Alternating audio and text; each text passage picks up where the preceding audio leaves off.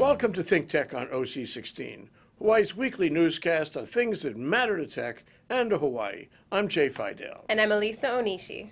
In our show tonight, we'll take a tour of the wall art, the dozens and dozens of murals on the walls of the buildings of Kaka'ako. We'll talk with some of the artists about their work and check in with the leader of the wall art project, Jasper Wong of Powwow.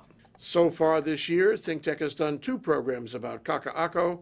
One was an OC16 study of some of the entrepreneurs in Kaka'ako, and the other was a luncheon program about the new projects in Kaka'ako.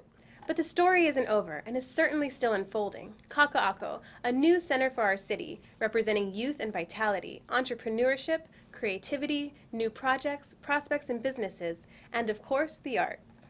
Kaka'ako is high on the arts. There are bookstores and galleries, there are performances and showings and exhibitions, and as you may have noticed, there is a prodigious amount of art on the building walls all around the neighborhood. No, it's not nighttime vandals or mischievous spray painters. These are real artists doing real art, and first class. They come not only from Honolulu, but many other places. They paint in the daytime with permission of the owners, especially Kamehameha schools, and they are organized in a group called Powwow under a very talented artist by the name of Jasper Wong. To find out what's going on the walls of Kaka'ako, we took a walk around, and we took footage to capture the fantasy, force, wit, and whimsy of the work we saw.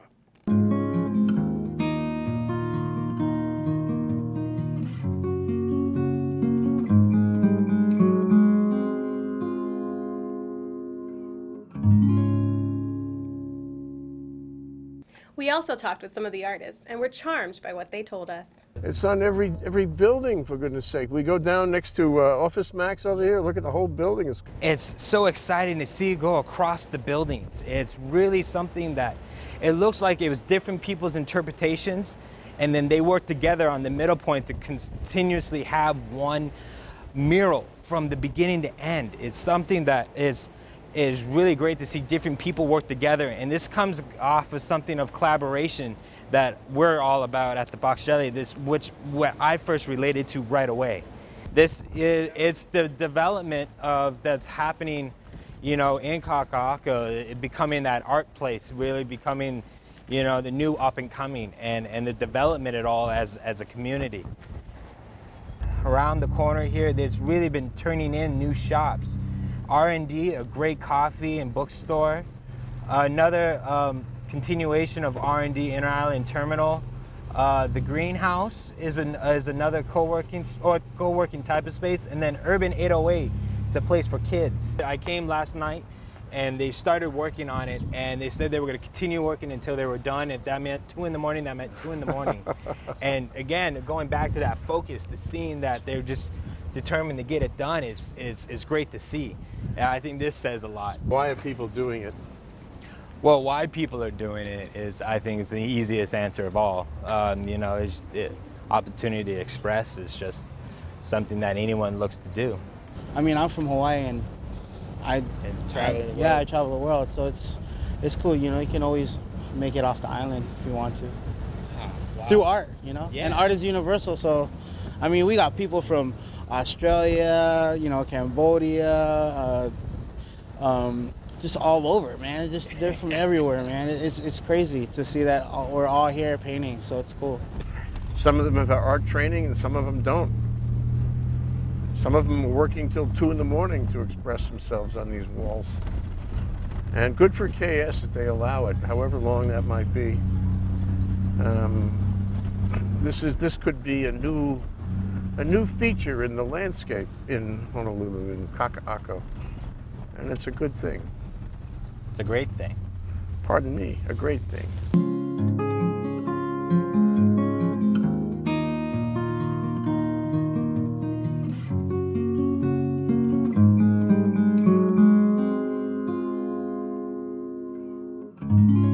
Are you an artist?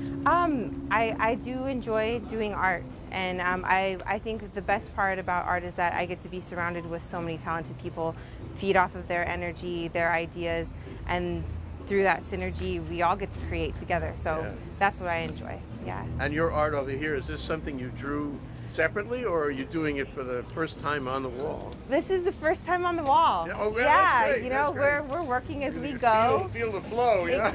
Exactly. We try to select different symbols that come from all different islands in Polynesia. So since we're here in Hawaii, we definitely have some different patterns from the Hawaiian kapa. We have Samoa, siapo, and also Tongan tapa cloth. So the main thing is just the impact that all Polynesian women have, and women all over the world. So that's our effort in this piece. Well, this particular project, this area, is the work of a local Hawaiian artist named Solomon Enos. And he does a lot of work in the community and finds ways to get other artists involved as well. So he was able to bring a lot of artists here from Hawaii, native Hawaiian artists, and kind of spread the wall out with a lot of people working together. So that's mainly his message, is to make sure that we all do this together and not one person shine. He could shine on his own. He's extremely talented. He's a genius when it comes to art. And he allowed all of us to work in this cooperative together. Oh, that's great. Yeah. Yeah. So how did he get, I hate to use this word, but how did he get permission to do this? He was invited to powwow. Invited? He was, oh, yeah. So he's an invited artist to powwow Hawaii. So they asked him to be a part of this, to share his skills and his gifts with everybody. Oh, that's great. Yeah. So these are, this wall here, this yellow one, and over here the red and the green, those are his pieces. You can see the great quality. You can. And then over on the end is a student piece that he organized. And then we have other local artist, Kai, here on the ladder. His piece is right here, and he's doing some finishing touches. It's amazing as well.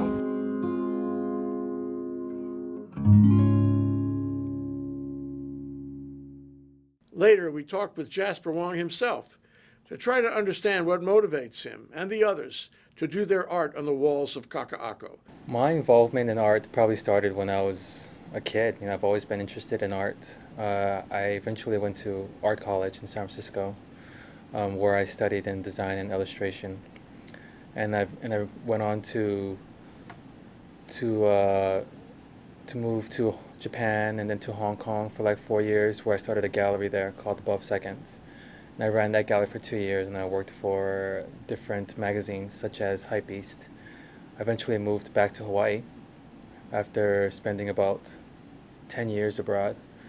And now I have a space out here, Lofton Space, which is connected to Fresh Cafe. And it has a gallery in the back where we do art shows. And I'm the founder and lead director of Powwow Hawaii, which is a initiative, a project that is about beautifying an area with art by painting on walls and by connecting different artists from around the world with artists in Hawaii, and about educating the youth about art and about the creation and process of art. The different artists that are involved in Powwow, I would say there's about almost 50 total, almost. I don't know the exact number. It's about there, 50. It's just about pretty much half and half, pretty much. And we're looking at, in terms of international artists, we're looking at people from London, from Germany, from France, from Canada, from all over America, even places as Cambodia. Next year we're talking to artists from Israel, we're talking to artists from, like, you know, last year was like, you know, there's artists from Japan, there's artists from South America, from Africa, South Africa, everywhere. The wall that runs alongside, next to Office Max, alongside the Land Rover Jaguar wall, is done by all local artists. Every single artist on there is from Hawaii. Oh, except for one. The only person that's not from Hawaii is Track 6, who's from Miami, but who's really tied in with the local scene here.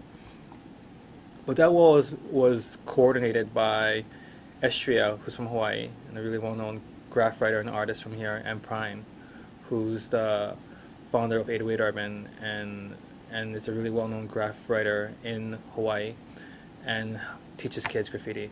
And so they brought in, on that wall, I think starting from Oahe, we have, I believe the first one is Trek 6, then there's Bam, who's from Hawaii and who currently lives in the Bay Area. Then I believe there's like Kaviks, another local artist. Then there's guys like Eucharetz, Best, as well as Evolve, and it has Catch on it, who's like a really well-known graph writer here, like a legend in his own right, who helped to start a skateboarding brand called Natural Concept. And on the other side in the parking lot, it's like a Hawaiian wall, which is all local artists as well. There's also Trek, Prime, Estria, and Bam on that one. Yeah, and actually, if you want the full history of that Hawaiian gods and goddesses wall, it's in the Star Advertiser. They explain every facet of it, all the meanings, all the iconography, etc. But yeah, that wall, that building is pretty much mostly just all locals. Yeah, that's it. Okay. That was done by Trek. Yeah. That's really excellent. Yeah, that one is, that one, they try to represent different people that are important to the Hawaiian community.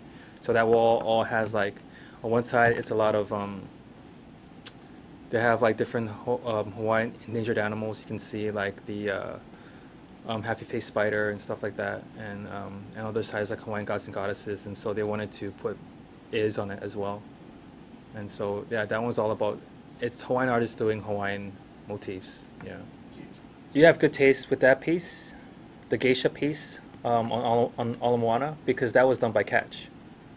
And Catch is probably one of the most well-known graph writers, street artists in Hawaii. And so he did that piece. He normally does like rats that are like in, like, they're pretty much like in little armies and stuff. It's sort of very steampunkish, but he did this geisha on that, and that's Catch. Yeah, so he's really well known in Hawaii and internationally, in fact. And he wanted to do this giant geisha. You know, that particular mural was done by Roan from Melbourne, Australia, and that piece was actually gridded using the bricks of that building. So he did it by himself with the help of one volunteer by the name of Jessica. And he pretty much painted that whole thing, that whole wall, with the grid system. And it's insane that he did it within that period of time that he did it. And so, yeah, that's an amazing wall. That's actually one of my favorites, Roan's one. It just, people didn't believe that he could finish it. But he spent day and night making sure that thing was done. And he actually finished it well ahead of time, too. And so, yeah, that's an amazing piece. Yeah. The Warriors wall was probably the first powwow wall in Kaka'ako. Well, I wouldn't say that. I would say the first one was at Fresh Cafe, but the first one outside of there, that was the first one. That was almost like to see how it'd work out. And so that was done by Prime and Estria, Catch, Beak, and a lot of different local artists like James and Best and Evolve and different people that were all locals. And so it's just like a combination of different things, a mashup of different characters that was coordinated by Prime and Estria, and it just helped them get the wall. So that one is pretty much the Hawaiian crest, the two twins, and it just spreads out to all these different characters outside of that. Yeah. There's one on right next to that cloth piece, the billboard. Kavik, a local artist, used like the vent and the awning to create like a character, like a cat wearing a hat, wearing a cap. And so that one is really cool. That one's an interesting usage of the architecture. I really like the one that's within, I guess, what KS calls a Block F, where they have the temporary BJ Penn gym. There's a wall in that parking structure next to where they're building the new lofts or condos. That one's a combination of local artists like Aaron, Martin, Piap Tar from Cambodia, Mr. Jago, and Will Barris from London, as well as Megs from Australia. And they did this huge mashup piece with like pandas and like naga snakes, as well as skulls and birds and stuff like that. And that one's beautiful because that one was not planned. You just sort of painted it all together and it came out amazing. Yeah, that one was, that wall facing the park was all planned out and coordinated by Solomon Enos. Yes. Yeah, and so a lot of the people that were helping him with that wall well, a lot of them were community school students or Native Hawaiian, like younger Native Hawaiian students, and so he's been guiding them and helping them out in developing their work and everything like that. So, yeah, Robin is one of the kids that was helping Solomon. It's definitely something like when big owners, big buildings come up and they may not have an interest in art or anything. It's definitely something that we're concerned about. At the same time, communities are not built by buildings. Like, communities are not defined by the buildings that are there. It's defined by the people that live there. You can't forget about the people. Like, no matter what, at the end of the day, you can't forget that the people make that community more than anything else. It was not lost on us that many of these buildings are old and slated for redevelopment or reconstruction, and neither the walls nor the wall art will be there for long. In the meantime, the art has had a profound effect on Kaka'ako and those who go there. You can feel it as you drive or walk through the neighborhood. It makes you think of these colorful kids expressing themselves with all their skill, their passion, their flights of imagination, and their devotion to their art. It makes you wonder why they do this. But it also reminds you that they are the future of Kaka'ako, and for that matter, of our state. So kudos to Kamehameha Schools and to project manager Christian O'Connor, who permits and encourages them to paint, and who tells them that even if the walls come down, they will still be given a place to paint. It has become inherent to Kaka'ako as part of its character and its future. We go there regularly now to feel the warmth of it, to sit outside Jasper's Fresh Cafe and Shave Ice stand on Queen Street, and to bask in the new light of Kaka'ako, finding our future in the outrageous open-air gallery, this living museum. Yes, Kaka'ako, the land of body shops and now much more. We go there to imagine what will happen when things really get started. We also go for the Shave Ice, which is excellent, as good as anything in Haleiwa. So take a drive to Kaka'ako. You can park near Kaka'ako's Ground Zero, the intersection of Cook and Pohukaina Streets, at the corner of Mother Waldron Park. Although the traffic is building, and soon enough they'll need to replace the stop signs with full-tilt traffic lights, there's still plenty of parking on the streets, for now anyway. Get out, take a walk, be a tourist, bring your camera, take a wide-eyed tour of all the wall art around you. Enjoy it as we did. Make and share your collection too, recognizing that those walls may not be up that long and that your pictures, as ours, will be all the more precious in the not-too-distant future. And don't forget to stay for lunch. You can try any one of the number of restaurants perfect for the neighborhood, including This Is It Bakery and Deli on Cook Street, Hank's Hot Dogs on Coral Street, and the newest one, the Whole Ox Deli on Keawe Street. All great, all nutritious, and all Kaka'ako. The new Kaka'ako. The place that's growing while you watch. The place to be. Yes, Kaka'ako arising.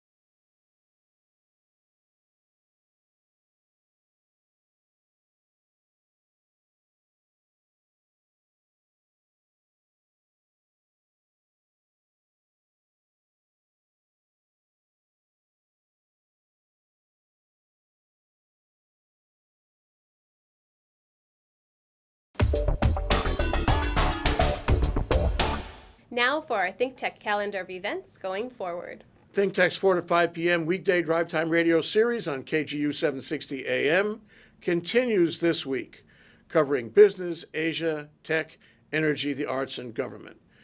Tune in to 760 AM every weekday at 4 p.m. and raise your awareness on ThinkTech Radio. On May 24th, HVCA and ThinkTech will present a luncheon panel program called The Need for Speed, Broadband in Hawaii. with a number of speakers and panelists to cover the move from what we have now to ultra-high-speed broadband, the challenges involved, and how it will change our state. Sign up for these programs on hvca.org. And now here's Bill Spencer, president of the Hawaii Venture Capital Association, with this week's Spensation. I thought at first, Bill, that this was a semi-technical kind of subject, but then we did some interviews, and it's very clear this is a hot topic. And the barrier is the technical aspect. But when you get around that barrier, through that barrier, when you set that barrier aside, you find this is very hot. It's economic, it's political, it's educational, it's social, the whole thing. Myself, I did a broadband test this week, and I found that I was what they call 2 down, 1 up. 2 download, 1 megabit upload. Really slow, actually, compared to the mainland, and the cost was way high for what I was getting compared to the mainland. So I called up my provider and I asked them for the next level of service. And they go all the way up to 50 megabits, did you know? But that costs plenty of money. So I went in the middle. I went for 20 down and 5 up. And it didn't quite get there, but it was close enough so I should sign off on it. So I now have almost 20 down and 5 up. What I'm saying, though, is a lot of people have slower broadband than they think. A lot of people are really not getting much broadband in this state. Well, you don't know what you don't know. I guess until you've experienced the rapid speeds that you can get. Yeah. You don't know how bad it is. Yeah. I have that middle level service as well, and I've never seen 20 down. At best 10 and 5 up. Yeah. Which is okay in my case because I have my wife is also on the computer all day, as am I. But it's still not adequate for really doing productive stuff, especially like you uploading ThinkTech and OC16 files. Yeah. We need broadband in a bad way. Oh, I think there are, the barrier I mentioned, the technology barrier. People say, "Oh, that's too complicated for me," But the fact is that once you get around that, you find there are other barriers, and these are the barriers we want to talk about. These are economic barriers. I mean, we had one executive from the telephone company tell us that we're talking about hundreds of millions or billions to get up to a speed like gigabit.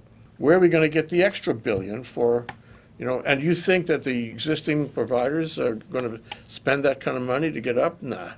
They'll wait for the market to come to them. They're not going to go beyond the market and have the market catch up to their speed. They're going to wait for the market to demand the speed. So that's what we're talking about. We're talking about, public understanding, awareness of exactly where this is and how you move the needle forward. And unless the public gets more aware, it won't move forward. Well, we're starting the discussion May 24th at the next ThinkTech Hawaii Venture Capital Association luncheon. Please join us. It'll be a great networking event and lots of good information about this important problem. You will learn about broadband, the things you need to know. You will learn lots of things that have not been discussed in public. So come on down. And here's our co-working entrepreneurs, Richung Fujihira and Tony Stanford, to keep us current on their latest adventures at the Box Jelly. It's been a pretty crazy last month. A lot of changes, a lot of new projects and whatnot. And we're moving forward. We had always thought of the Box Jelly as being a kind of a launching pad for all the members of the team. And we're all having new, opportunities because of it. But I guess the difficulty now is really just being able to take advantage of these new opportunities as they come, but at the same time being able to take care of our core base, which is the Box Jelly. And I've been really, overextended in a way, doing a lot of different projects, but at the same time, taking care of the Box Jelly and making sure that happens. We've expanded our team a bit, we have a good creative team in place, so I think in the next month or so, you're going to see a lot of interesting things coming out of there. This past week was cool. It was a lot different than what we normally do. We're usually very tech oriented and startup oriented, but we had a few kind of fun events. We had on Wednesday we had a kind of fashion show, and one of our early advocates, Melissa Rivera, she was on HGTV for the White Room Challenge TV show, so we kind of screened the premiere of that, and it was a great vibe because you had like a lot of different types of people. You know, you had models walking around, and you know, lollipops hanging from the ceiling. So it was really cool. She did a great job, and we congratulate her for being able to get a good second place finish on the TV show. We also had the Chaminade interior design program coming down, and they did a great showcase for their works. And you know, the semester is coming to a close, and one of our close friends, Raynette, who was a fish cake worker, finished up. So they did a good job. They did a good job. And as for me personally, I'm really moving forward heavily on the accelerator project. So I spent a lot of time doing that, and at the same time moving forward with Box Jelly. And I've been thinking about a new pivot. Yeah, so we can make a lot more money. But that's something that we still have to talk to with my partner and get it moving. So, you know, as always, you know, we're a place to work, a place to meet, and a place to build. You know, work the way you live, boxjelly.com. We'll be right back to wrap up this week's edition of ThinkTech. But first, we want to thank our underwriters. Thanks to the Shardler Family Foundation, which supports a number of educational, cultural, and charitable organizations, including ThinkTech.